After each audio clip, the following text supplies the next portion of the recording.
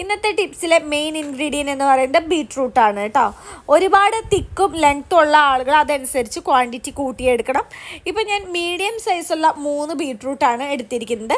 ഇനി നമുക്ക് വേണ്ട അടുത്ത ഇൻഗ്രീഡിയൻ്റ് എന്ന് പറയുന്നത് മൈലാഞ്ചിയിലയാണ് വേണ്ടത്. മൈലാഞ്ചിയില നമുക്ക് എല്ലാവർക്കും അറിയാവുന്നതാണ്, നമ്മുടെ മുടി വളർത്താനായിട്ട് ഏറ്റവും ബെസ്റ്റാണ്. മാത്രമല്ല പ്രീമച്വർ ഗ്രേ ഹെയർ വരാതിരിക്കാനായിട്ടും വന്ന പ്രീമച്വർ ഗ്രേ ഹെയർ മാറ്റാനായിട്ടും മൈലാഞ്ചി വളരെ നല്ലതാണ്.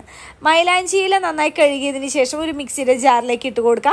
ഞാനിവിടെ 2 കൈപ്പിടിയോളം മൈലാഞ്ചിയിലയാണ് 3 മീഡിയം ബീട്രൂട്ടിലേക്ക് എടുത്തിരിക്കുന്നത്.